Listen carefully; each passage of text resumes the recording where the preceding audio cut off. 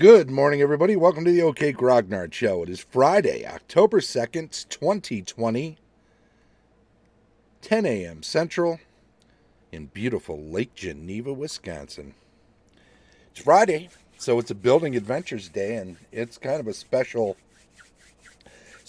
day because Virtual Greyhawk Con is going on, and we are doing this as a Virtual Greyhawk Con seminar. We're using a map by Dyson Logos that we started musing about last Friday on Building Adventures. And we are plumbing into some of the first edition Advanced Dungeons and Dragons DMG, Dungeon Master's Guide appendices that we explored in a number of shows over the past couple of months. And we will, we're going to roll around in those and just see what sticks to us. Yeah, that's an image. I'm sorry I put that in anyone's head. Anyway, I think the point is that we are using this map, and we are. Well, let's talk about the map. So last week, we were looking at this recently released map. Good morning, everybody. Bob, George, Mark, and Jay, if you're still here. Last week, we started looking at this map with an eye toward potentially using it. It had just been released a day or two before last Friday. And what struck us, I believe... Hey, there he is. Grundle Wolf's Lair, how you doing? No points to spend in here, but you can make comments if you have some ideas, so please do. And the map, I think, essentially looked like a temple complex. You'll notice to the far upper left is kind of the entryway to all of this, right? Notice that there's a sort of a landing area on that river, which we've decided flows from... I think we decided it flows from left to right, but for defensive purposes... I kind of want it to flow from right to left. I think that allows the higher bridge, the bridge to the right, which is up and over much higher than the other, I think it allows that bridge to help defend the other bridge and that other opening a lot more easily. Let's say it flows from right to left. And the cavern in the upper left, we've kind of set up as a sort of a cargo loading and boat launch area. Now, if we assume that this is a temple, then we need a sort of a process, right? Temples are organized in one way or another. Even the craziest, most chaotic of temples have some sort of organization because there's always a hierarchy and there's always going to be some need for a way of organizing the people to do tasks, to keep for upkeep of the temple, maintenance, and guarding it. If it has any sort of donation system, they're going to be collecting some wealth, and they'll need to guard that. So you've got a number of things going on here that need to be addressed. If the cargo loading and boat launch area allows for pilgrims to use that leftmost bridge to cross over into that pilgrim foyer, with the 4 pillars. Then you can have some guards and acolytes, whatever. Maybe not too many. I'm not sure. It's not a big complex. I don't think this needs a lot of people, right? But you can use that doorway then, and you have these 3 statues. Now, do they need to be statues? Maybe not.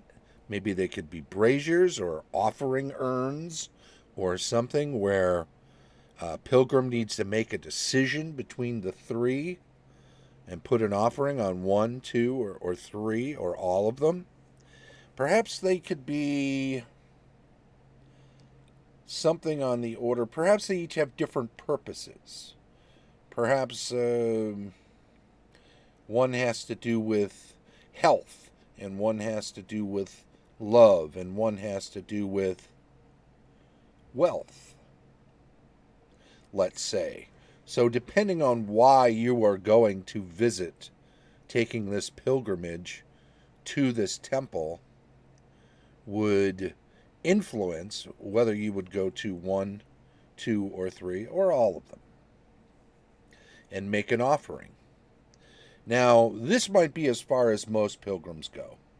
Maybe they come here, they are acknowledged, they reaffirm their faith, they go into this area, they make an offering to 1, 2, or 3 of the other things, and then that's the end of it. Now, the back wall, the right-hand wall of the big room, opposite the 3 starred circles, which they could be statues with an offering plate at the foot. They can represent 3 different facets of the same deity. They could be, you could say they are 3 ages. We were just talking about, Steve Chenault was just talking in his GMing tips, Tricks of the Trade broadcast yesterday about the riddle he hates so much. He doesn't like riddles. But of course he remembers the riddle of the Sphinx. What starts off on 4 legs, goes to 2 legs, and then to 3 legs. Starts off on 4 legs in the morning, it's to 2 legs at midday, and then in the evening is on 3 legs, and of course that's man. He crawls, then he walks on 2 legs, uses a cane when he gets older. What if these are 3 different ages of the same personified avatar of the deity? And if we have the youngest one be health, and we have the middle one be love life, relationships, and we have the oldest one be wealth, then we can incorporate a couple of different aspects into each one of these statues, and also into how they are personified for the pilgrims. I'm going to have to cut that close. There we go. Wanted to close down Discord. I was getting a little sound. I don't know if you guys were hearing that. Anywho, if a pilgrim makes a large enough donation, then perhaps some pilgrims can make their way up that stairway on the opposite wall from the statues and into another area where they process a certain number of pilgrims, the truly faithful, to spend some time as guards or to become acolytes of the faith. And then we were discussing the idea, so we have a guard's quarter to the right down that other stairway, and there's not necessarily a scale to this, but I'm assuming that, say, the stairways are 10 feet wide, so this pilgrim's processing area is about 30 by 40, maybe 50 from the bridge down to the behind the, I don't know, do we want to call that a desk or a table? If we go down by the name of Pilgrim's Processing and stretch a ruler or a tape measure up to where the exit is for the bridge, we got about 50 feet there, I'd say, just at a ballpark. Anywho, plenty of room in there, and there can be bunks in there. There could be bedrolls available for those that are going through the process. Of course, the guards down in the lower right. Across that bridge, that natural bridge, into this other area.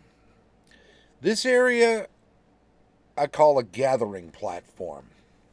It seemed to me that there should be a way of making sure you're weeding out any that should not get into the temple itself. Now, I want you to notice something, and I'm going to flip back over to the other screen. Notice the temple room over there doesn't have a wall dividing off the southern end. Of course, it doesn't have any of the labeling either, but notice the southern end was open. So I decided that needed to be changed. I needed an extra room. I needed some priest quarters. I thought they could be attached directly to the temple, kind of the safest place. If any of the faithful come and go,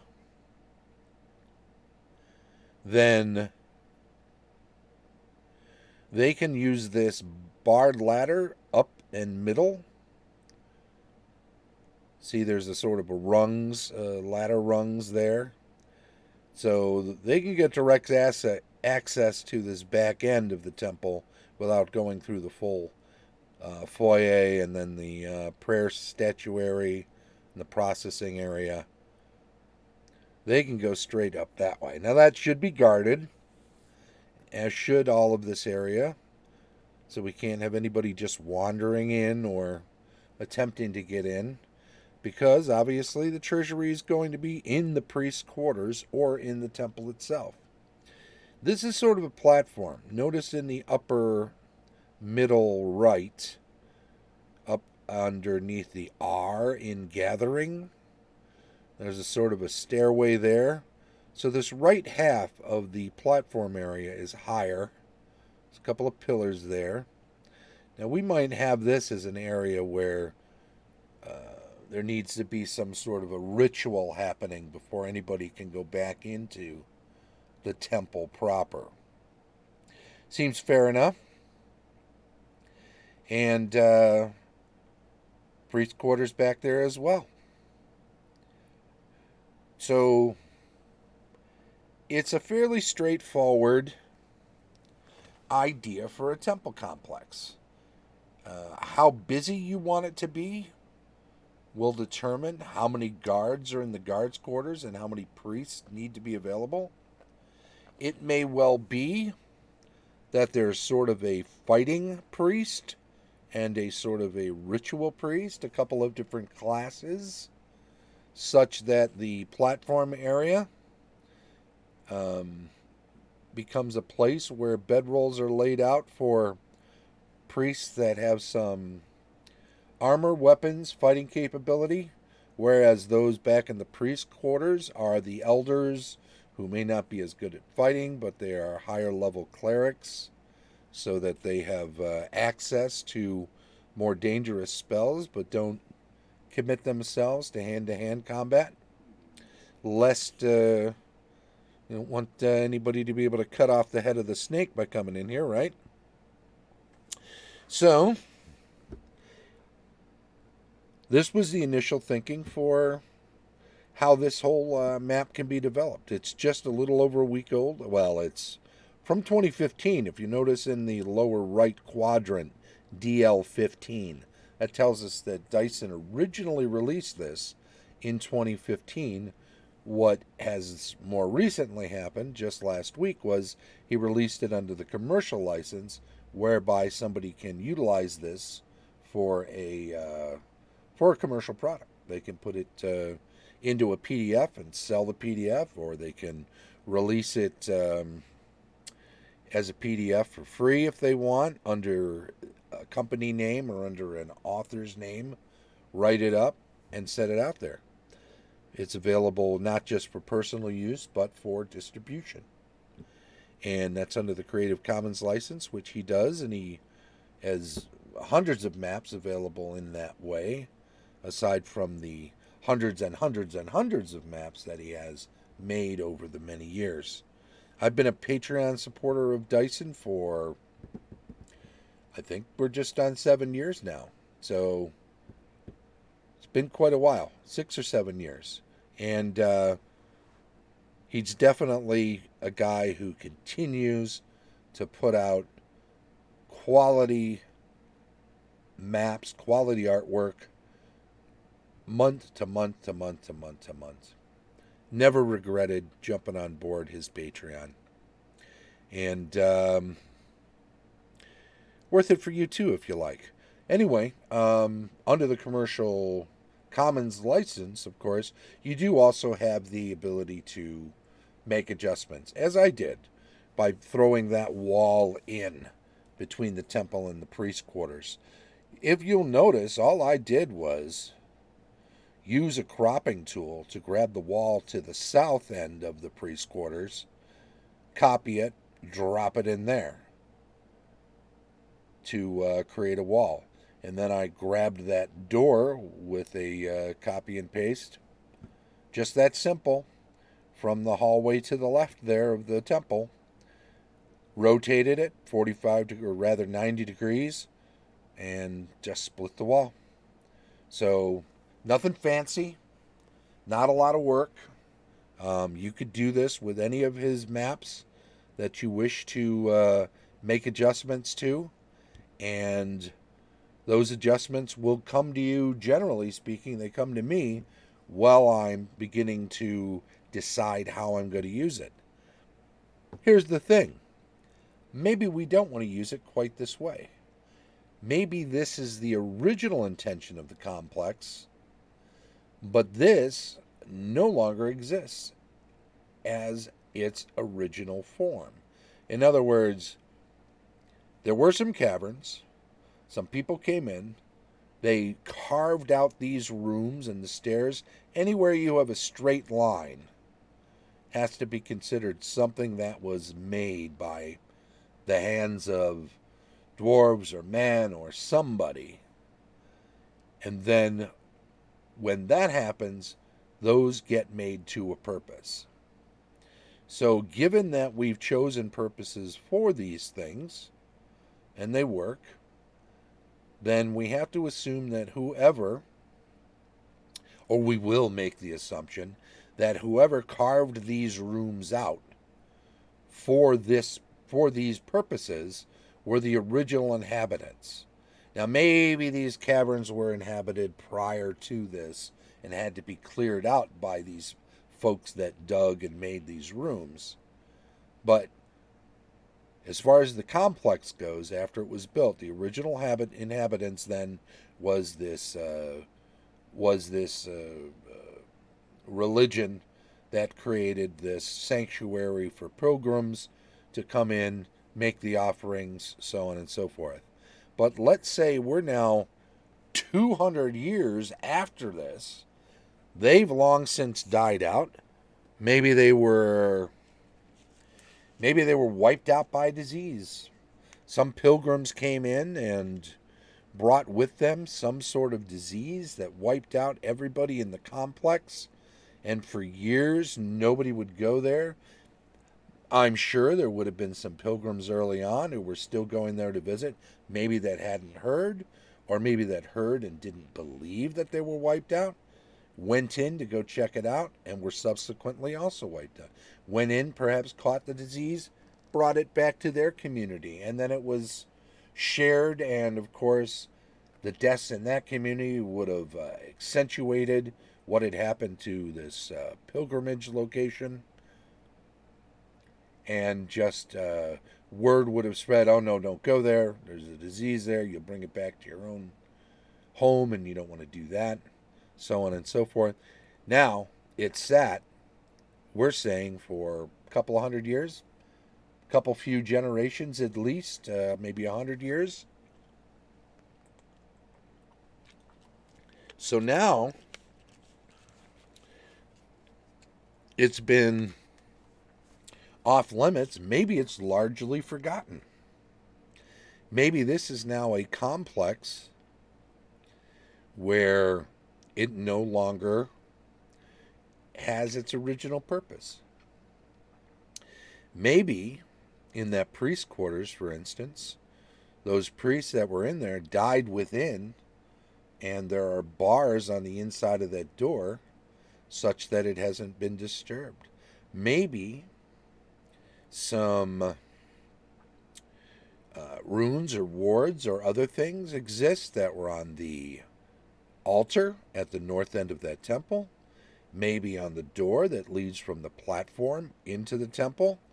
Maybe there are also some runes or wards or traps of some sort that were meant to keep anyone out, because the priests, they never believed they were going to die.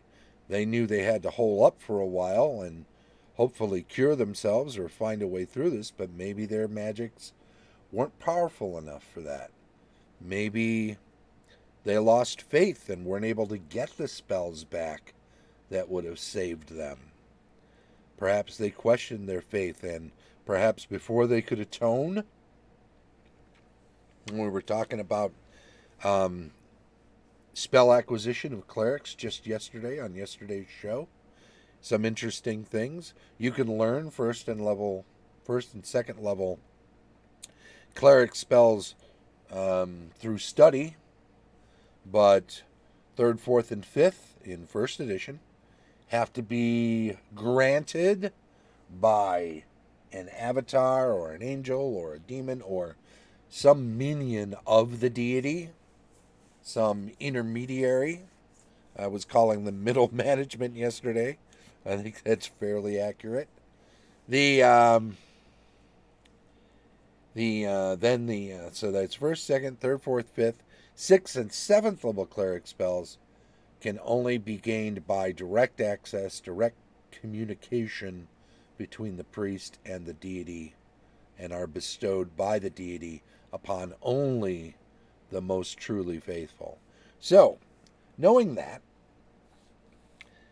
we know that cure disease, without digging out my books, if I want to go to cure disease being a third level spell, if somehow the priest had lost their faith or had lost favor with their god, such that the middle management would not grant them third level spells and higher, then they couldn't cure the disease that that had come into their complex, and that would have created a lot of unrest amongst the guards and the acolytes in the lower level. Hey, if you can't do this, if you don't have the ear of the minions of your god anymore, if you can't even get a cure disease spell, and of course we wouldn't metagame quite like that, but that's essentially the gist of how it would have played out, then perhaps the wards and the traps and the barricades and whatnot that were set up in the temple and in the priest quarters were there to protect the priests from their own flock. So we could have scenes in this place of people having torn one another apart as they were all riddled rather, and as they chose sides between defending the priests and the faith and others who became disbelievers, and violently so. Good morning, Jay. Welcome back. So now we've got this kind of history that we've created, We've taken a map, we've decided its purpose, we've determined how it was created physically as a location, we determined why each of these places was set up the way they were, and now we've wiped it out. Now we've taken it 100 years into the future and we've created a backstory as to why none of that is true anymore. But now we know what happened there, right? So we've got some continuity and we have some depth, right? So now we can put all sorts of things in here. 100 years later, nobody's been coming here. It was sort of a forbidden zone amongst those who knew at the time. Once they figured out that there was a disease there and that going there meant bringing it back and possibly wiping out your own community, then what possibly could have happened at that point is that it languished for several generations and then nature takes its course. Well, it wouldn't have been that long before the disease could have been destroyed just by time, by natural forces, once there's nobody else in there to spread it around. But of course, these exposed bodies would have rotted away. Now we have a potential for various undead within the complex. And we also have the possibility that any types of creatures that might have used this river to come into this area and repopulate it may have. So what do we want to do? I think maybe we want to say, and let's start top down. What about the priests and the priest quarters? If we want to say this is like a third, fourth, fifth level adventure, right? Because after all, we are building adventures here. Then maybe we turn several priests that were in the priest quarters at one point, either wights or wraiths, or if we want to go even higher level, we can make a ghost in there. But for the purposes of this and the size of it, let's keep it a little less. Let's keep it a little lower level, mid-level, make it a little more useful to more people that way. So we can put a wraith and a couple of wights, or we can put a wight and a couple of shadows here in the priest quarters, or maybe we put a wraith inside the priest quarters and we put a couple of wights inside the temple, and then in this gathering platform, several shadows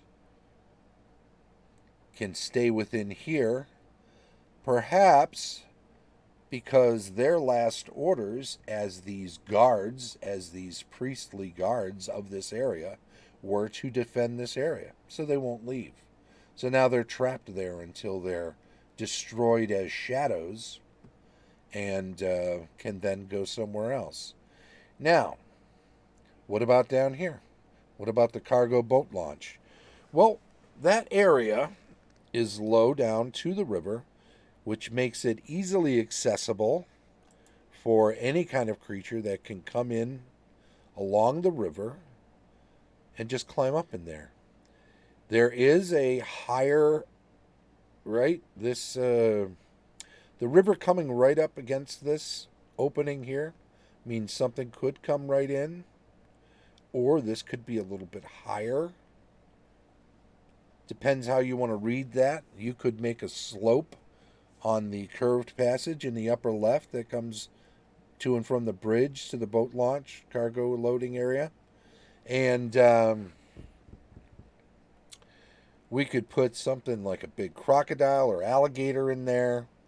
Something beastly, something that uses this as a layer whence they go back and forth into the river to do their hunting.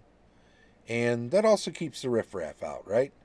You got just one beastly creature, maybe several, maybe a female and several young. Maybe you decide, depending on how you're using the adventure, whether you want there to be several, including young, or just one great big old legendary creature. Crocodile, alligator, whichever, depends how you're using the river, where you place this in your own setting, whether you want crocs or alligators. So up to you. The foyer. Well, the foyer's open. It's open to the river. There are doors at the south end, and we can use the idea of those doors as a way of separating that so that not just anything can wander in. Perhaps over time they've skewed a little bit in the door jamb. Perhaps they are not easily open. Maybe they require a bend bars, lift gates, or something more than just flat out a door opening attempt. But the foyer could be used. Well, let's get back to that. That could be barricaded off, though. You could barricade off the north end, and somebody who has a sort of a symbiotic relationship with the great crocodile or alligator maybe has found a way to avoid that creature or to share in their food. Maybe something clever that whenever the croc comes and goes can go over there and scavenge from various old meals that weren't completely cleaned off. So maybe there's a creature in there that is decrepit, maybe a goblin or a gnoll. So let's say it's somebody from a tribe that lives outside of this complex that was perhaps driven in here into hiding, and because of has managed to survive by its wits by scavenging off of the big beast creature on the other side, and has created some sort of a barricade here and manages to mask its scent with mud and whatnot so that it doesn't become a tempting meal itself to the big creature. Maybe this bridge is narrow enough. Maybe we actually redraw it, move it over to the right just a bit to narrow it so that, well, something could come out of the river. Maybe this side of the river is higher up. Maybe it's not easy to climb up. Maybe there's a wall along this side. Maybe the alligator or crocodile can't just simply get across. And so you can live on this side and be safe from that creature. In any event, let's say it could not open the doors. Whatever this decrepit creature is, it has no way of itself being strong enough to open the doors. What do we got here? Fungus, mold, slimes. You know, I was thinking about that earlier today. In fact, let me just pop this up here. There we go. We'll turn off the... where's that? There we go. I need to open this up. Yeah, so I'm looking through the creature tables, and I'm seeing stuff like at the higher levels, and then I go back to the lower levels because if we're talking third or fourth level, we don't want to get too high here, right? Second level, third level. So I'm looking down these lists, and let me just do that. All right. And I'm looking at the various different creatures that might be here. And I'm thinking, what can get in here and what can get out of here? And again, if we reference the map real quick, if we have these doors on both sides of the Pilgrim's Prayer statuary, it's easy enough to separate that from everything else. So we could put traps and whatnot in here. Some sort of words would have needed to be used by the pilgrims when making their offerings that would have kept them safe. These would have been words back in the day that would have been taught to them when coming through the foyer before making their offerings into whichever one they were going to make. So if you don't do that, then perhaps there is some magical trap consequence that still exists to today. So this can still be intact, and there can still be treasure behind or underneath.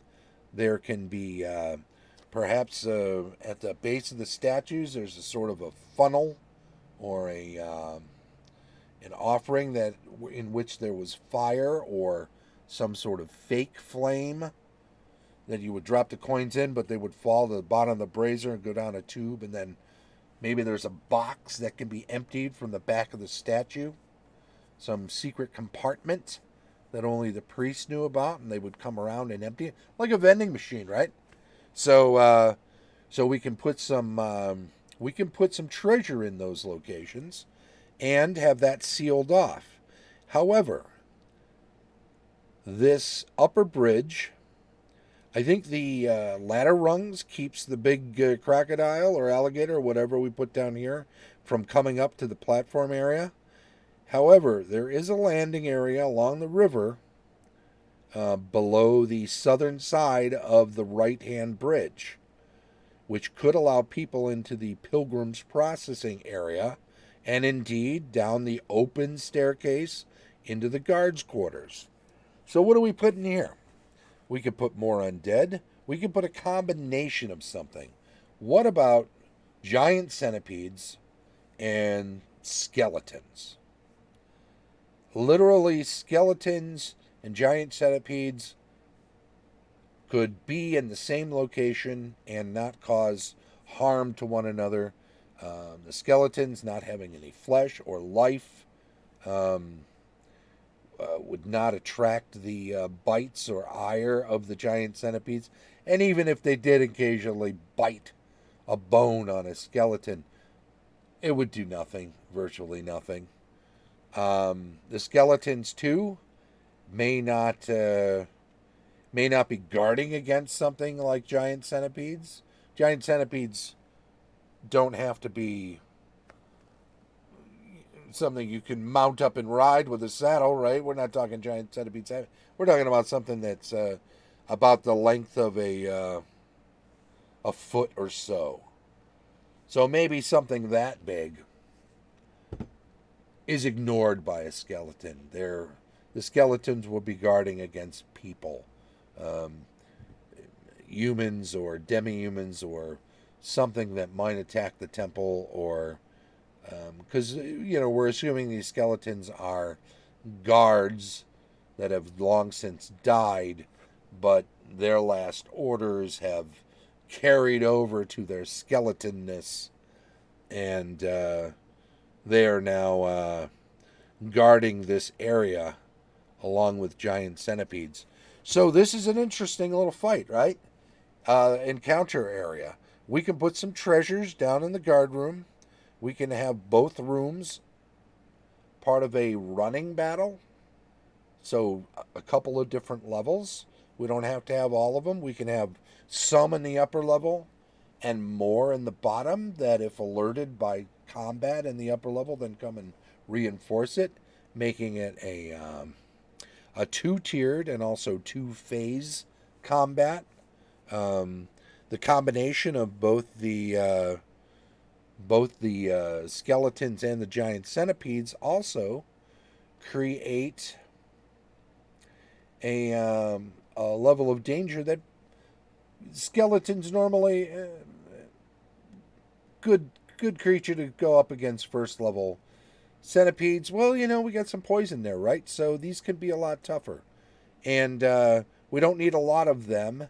And maybe as the skeletons are battling, the centipedes come out later after you're engaged with the skeletons and start biting at the legs. So now we've got more things attacking that you weren't expecting when you engage. Oh, these are skeletons. How tough can they be? Well, maybe you've got a cleric and you turn them and they run downstairs, and then you follow up right? So maybe you've created a trap of your own because now you have to follow up and destroy them below if you're going to get at their footlockers and whatever treasure might be within the guards' quarters. But maybe what's down in there is maybe that's where the centipedes are. That seems like the best way to run that one. Tennis, there you are. Prometheus 2128, thanks for joining us.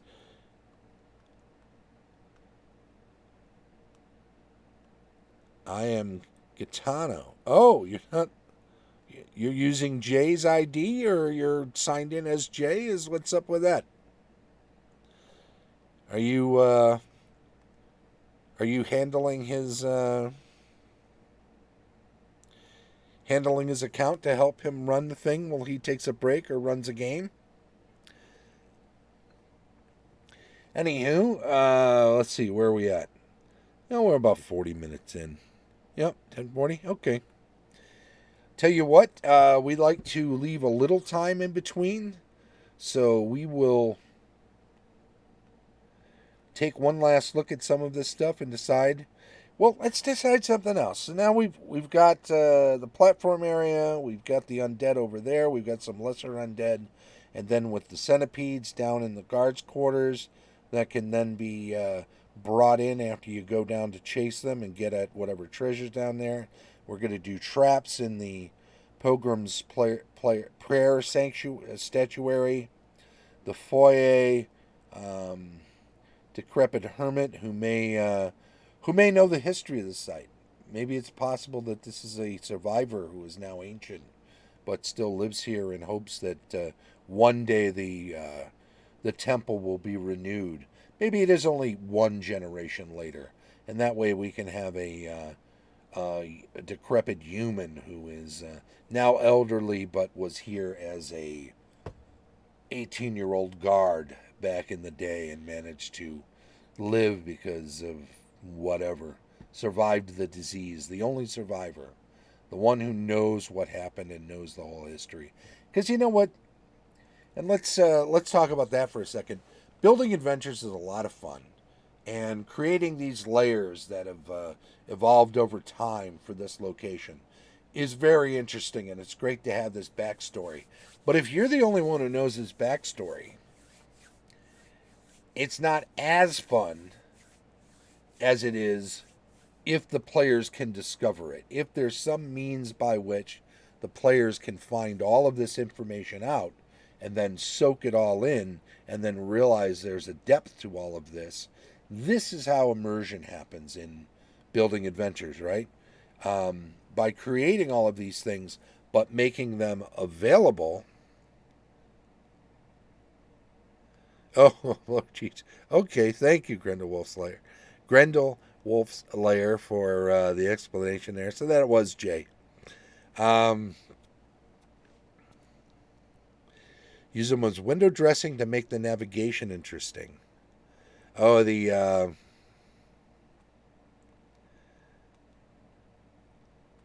skeletons and centipedes. Is that what we were talking about at the time? Good plant protein for the... Oh, window dressing, the fungus and molds and stuff. Yeah, that's worth discussing. The we can definitely have some fungus in some of the open areas that have developed because there's this river running nearby. This is also something that can be used potentially as a food source for our decrepit survivor. Something like that. So yeah, and it also, if it exists all over the place around in here, then it's also possible for our survivor to get around a little bit. Maybe there are mushrooms on all of these landing areas along the river. Maybe there's just this sea of fungus. Maybe it's not dirt. Maybe this fungus is what holds it together and keeps it from just all being washed away. Makes sense, I think, geologically, right? Needs to be a reveal. Yeah, yeah. If you can't get that information, now you go in there and you kill off Mister Decrepit before you question him or before he can spill his guts.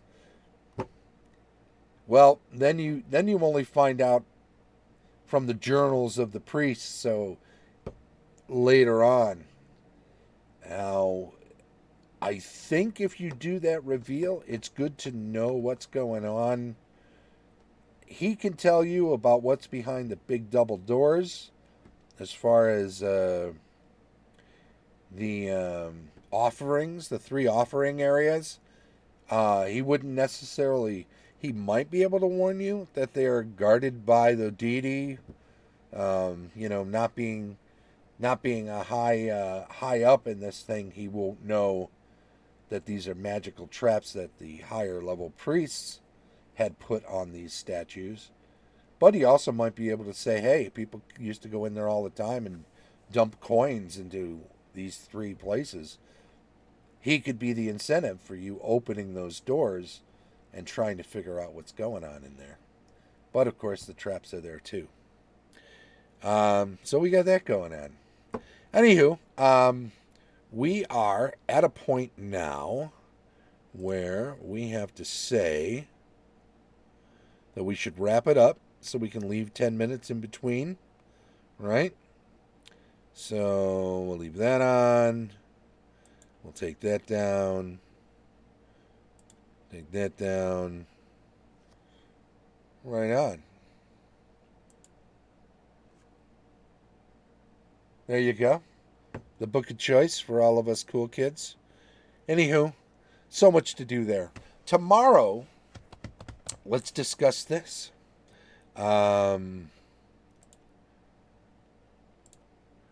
Tomorrow is the day of...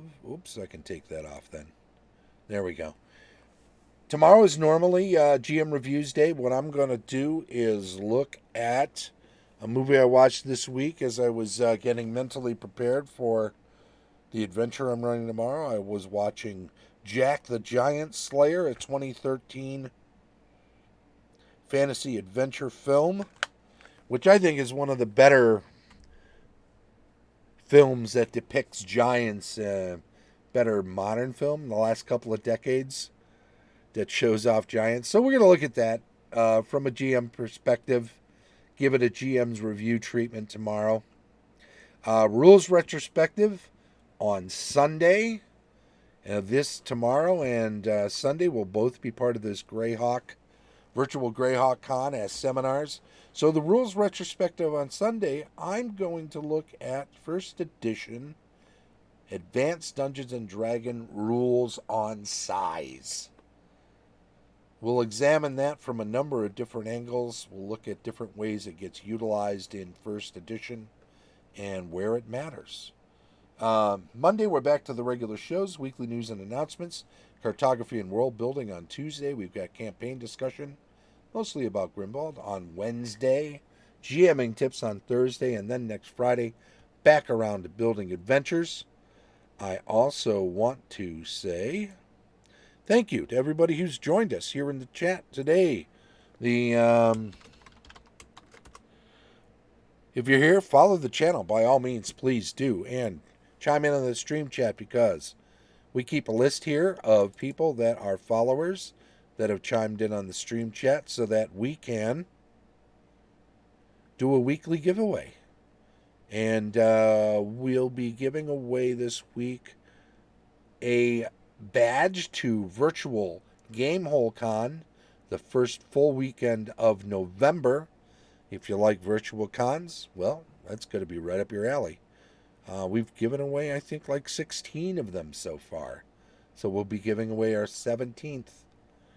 This is week 27 of the OK Grognard Show. This is the 204th show we've done. Thank you very much for joining us.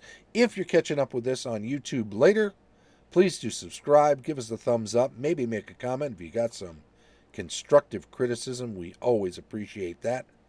This is the OK Grognard Show coming to you 10 a.m. today, tomorrow, every day from beautiful Lake Geneva, Wisconsin. Bye-bye.